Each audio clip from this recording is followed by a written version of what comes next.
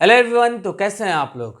आशा करते हैं कि सभी लोग मस्त होंगे। तो दोस्तों, आज के इस लेक्चर में हम डिस्कस करने वाले हैं क्लास 11th का केमिस्ट्री, जो कि चैप्टर है यस ब्लॉक एलिमेंट। ठीक है, इससे रिलेटेड हमने और भी कुछ लेक्चर्स को अपलोड कर दिया है, जिनका लिंक हमारे डिस्क्रिप्शन बॉक्स में गिवन है। यदि आपने उन लेक्चर्स को नहीं देखा है तो एक बार हमारा डिस्क्रिप्शन बॉक्स खोलें और सारे लेक्चर्स को पार्ट वाइज देखें, तो आज का लेक्चर आपको बड़ा ही क्लियरली समझ में आएगा। आज के इस लेक्चर में हम डिस्कस करेंगे chemical properties of alkaline earth metals. ठीक है, इसके बारे में हम डिस्कशन करने वाले हैं। खैर, इससे पहले हमने physical properties of alkaline earth metal का हमने डिस्कस कर दिया था। तो आप सभी जानते हैं कि ग्रुप सेकंड के एलिमेंट को हम बोलते हैं अल्कलाइन अर्थ मेटल। इसके साथ साथ हमने इसके फिजिकल प्रॉपर्टीज में बताया था, इसके इलेक्ट्रॉनिक कन्फिग्रेशन के बारे में बताया था। हमने ये बताया था कि ये ग्रुप सेकंड का एलिमेंट होता है, कैसे होता है ये भी हमने बता दिया था। यस ऑर्बिटल जो होता है इसका फुलफिल होता है, ये भी हमने बताया था। ठीक है ना, तो लगभग इन सब सारी चीज़ों के बारे में हमने डिस्कशन कर दिया था। आज के इस लेक्चर में हम डिस्कस करेंगे chemical properties of alkaline earth metal के बारे में, या कह सकते हो ग्रुप सेकंड के एलिमेंट के बारे में हम यहाँ पर चर्चा करेंगे। तो आइए देर ना करते हुए स्टार्ट करते हैं इसके केमिकल प्रॉपर्टीज के बारे में। ग्रुप सेकंड एलिमेंट के केमिकल प्रॉपर्टीज के बारे में हम चर्चा करेंगे। ठीक है, तो अब देखिएगा, इसका सबसे पहला जो केमिकल प्रॉपर्टीज है वो है रिएक्टिविटी टुवर्ड्स ऑक्सीजन। ठीक है, ऑक्सीजन की तरफ इसकी रिएक्टिविटी को हमें दिखाना है, या फिर कह सकते हो कि यदि कोई सेकंड ग्रुप का एलिमेंट या कह सकते हो अल्कलाइन अर्थ मेटल यदि ऑक्सीजन के साथ रिएक्शन करता है, या फिर एयर भी कह लो, तो एयर के साथ यदि रिएक्शन करेगा तो कह सकते हो कि ऑक्साइड का फॉर्मेशन करता है। ठीक है, और जो ऑक्साइड बनेगा वो ऑक्साइड बेसिक कैरेक्टर शो करता है। जैसे मैं आपको बताऊं कि ग्रुप सेकंड के एलिमेंट कौन कौन से होते हैं: beryllium, magnesium, calcium, strontium, barium and radium. ठीक है जी, तो ये हमारे ग्रुप सेकंड के एलिमेंट होते हैं। इसके इलेक्ट्रॉनिक कन्फिगरेशन को हमने बता रखा है, तो हमारे प्रीवियस वीडियो में आप जाकर के देख सकते हैं कि कैसे हम इसका इलेक्ट्रॉनिक कन्फिगरेशन करते हैं, या फिर हमें इसका एटॉमिक नंबर कैसे याद करते हैं, इसका ट्रिक को भी हमने बताया था। आज के इस लेक्चर में मैं आपको बताता हूं कि जनरली अगर देखा जाए तो ग्रुप सेकंड के जो एलिमेंट हैं, मोस्ट ऑफ द चांस होता है कि ये +2 ऑक्सीडेशन स्टेट शो करते हैं। ठीक है, तो ग्रुप सेकंड के एलिमेंट हमने बताया कि +2 ऑक्सीडेशन स्टेट शो करते हैं। और यदि हम बात करें ऑक्सीजन का, तो ऑक्सीजन -2 ऑक्सीडेशन स्टेट शो करता है। ठीक है, क्योंकि इसको अपने ऑक्टेट को कंप्लीट करने के लिए 2 इलेक्ट्रॉन की जरूरत पड़ेगी, और इसको अपने ऑक्टेट को कंप्लीट करने के लिए, या फिर कसको बेरिलियम को अपने डुप्लेट को कंप्लीट करने के लिए 2 इलेक्ट्रॉन को लूज करना पड़ेगा। ठीक है, तो जो लूज करेगा वो उसका ऑक्सीडेशन स्टेट पॉजिटिव होगा, और जो इलेक्ट्रॉन को गेन करेगा उसका ऑक्सीडेशन स्टेट नेगेटिव होगा। तो इस कंडीशन में आप कह सकते हैं कि जब भी ये ऑक्सीजन के साथ रिएक्शन करेगा तो ऑक्साइड का फॉर्मेशन करेगा। वो फॉर्म कैसा होगा देखिएगा, अगर सपोज कर लो कि यम इज कह सकते हो एन अल्कलाइन अर्थ मेटल। ठीक है, एम जो है हमारा एक अल्कलाइन अर्थ मेटल है, and when it react with oxygen then here we will get MO। ठीक है, इसको हम बैलेंस कर लेते हैं 2 2। देखो यहाँ पे हम देख रहे हैं क्या कि यदि M हमारा एक अल्कलाइन अर्थ मेटल है और वो ऑक्सीजन के साथ रिएक्शन करता है, तो हमें मेटल ऑक्साइड कह सकते हो, इस फॉर्म में मेटल ऑक्साइड मिलेगा। जैसे मैं एग्जांपल के तौर पे बताता हूँ आपको कि बेरिलियम है, बेरिलियम यदि ऑक्सीजन के साथ रिएक्शन करेगा तो कह सकते हो बेरिलियम ऑक्साइड बनाएगा। इसको हमने बैलेंस कर लिया। वैसे ही कह सकते हैं कि यदि कैल्शियम है, कैल्शियम ऑक्सीजन के साथ रिएक्शन करेगा तो कैल्शियम ऑक्साइड बनाएगा। यदि हम बात करें मैग्नीशियम का, तो मैग्नीशियम यदि हमारे ऑक्सीजन के साथ रिएक्शन करेगा तो कह सकते हो कि मैग्नीशियम ऑक्साइड बनाएगा। ठीक है, वैसे ही और भी एलिमेंट के साथ आप केमिकल रिएक्शन करा करके देख सकते हैं।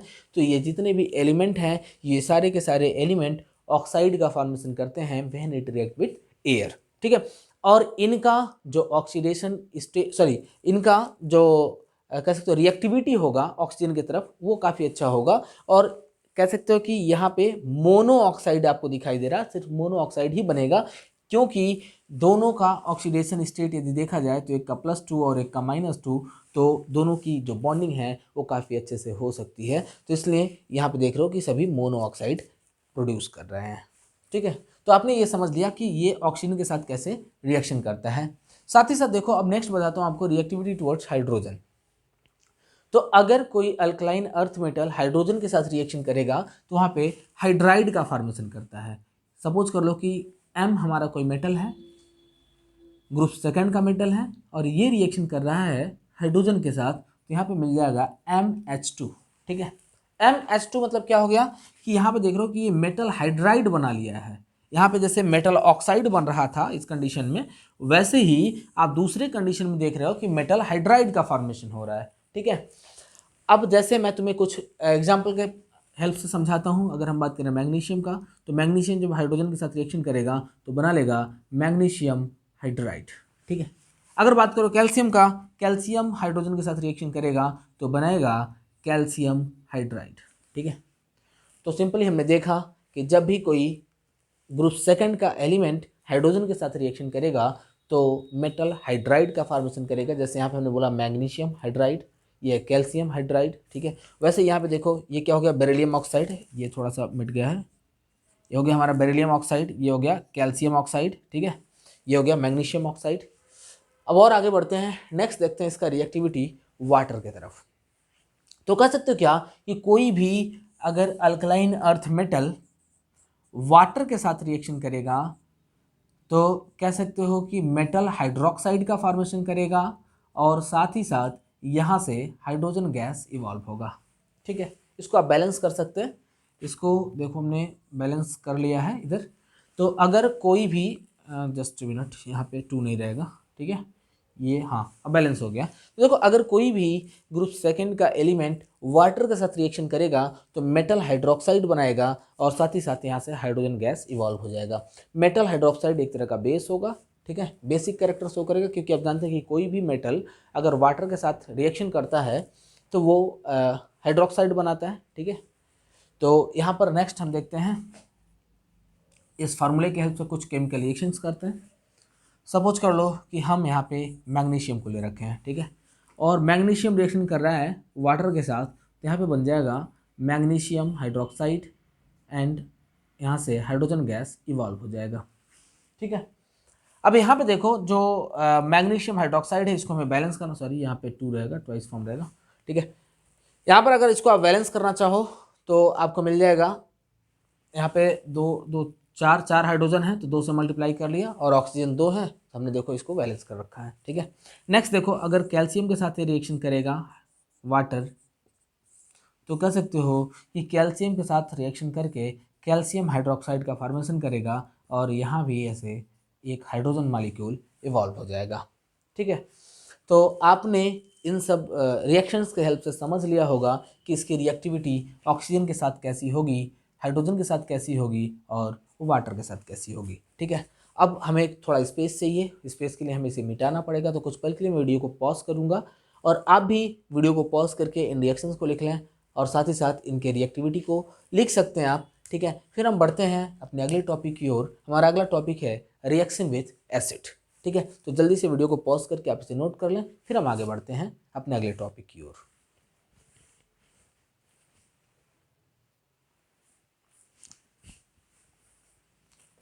Now our next topic is reactivity of alkaline earth metal with acid. ठीक है ना, अब इसको समझते हैं हम कि अगर कोई अल्कलाइन अर्थ मेटल एसिड के साथ रिएक्शन करेगा तो इसकी रिएक्टिविटी कैसी होगी और किस टाइप के मॉलिक्यूल का फॉर्मेशन करेगा, आइए देखते हैं इसे।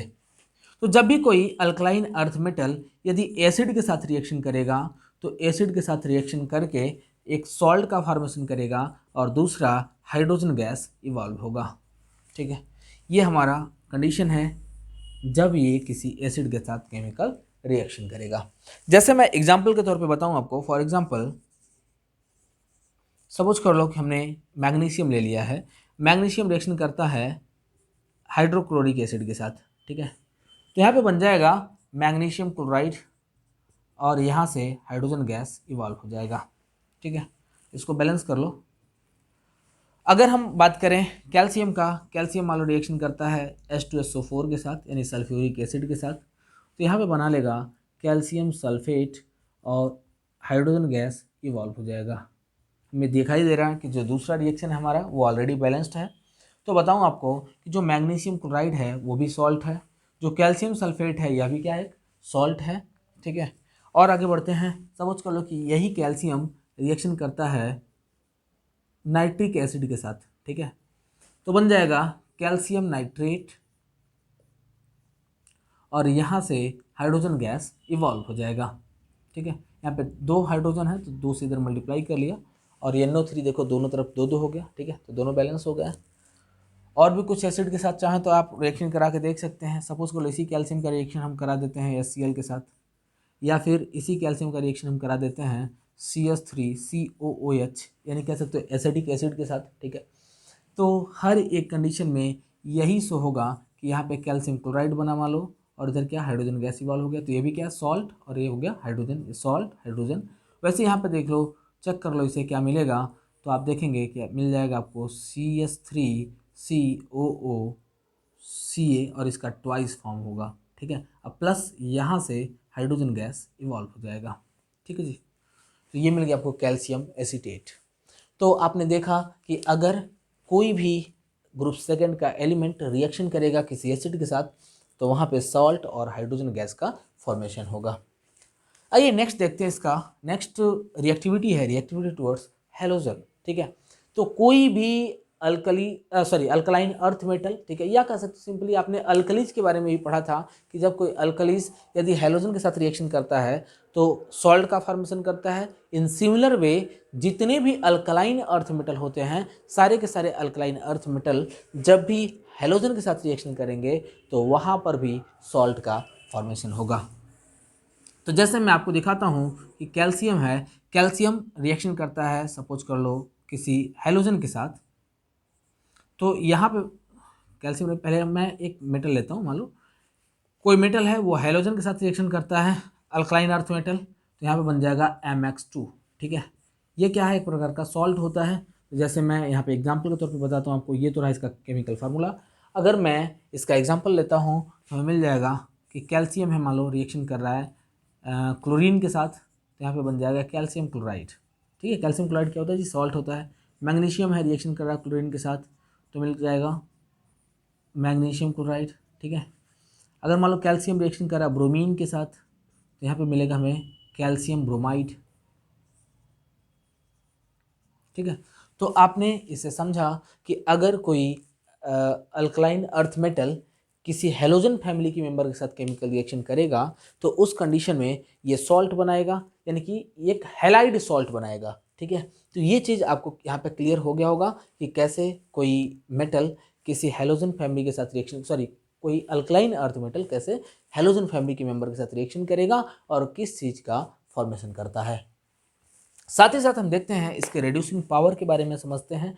तो आपने एक चीज़ पढ़ रखा है कि जो ग्रुप सेकंड के एलिमेंट होते हैं वो इलेक्ट्रोपॉजिटिव नेचर शो करते हैं। इलेक्ट्रोपॉजिटिव नेचर शो करने का मतलब क्या है कि ये अपने स्टेबिलिटी को मेंटेन करने के लिए अपने 2 इलेक्ट्रॉन को लूज करते हैं।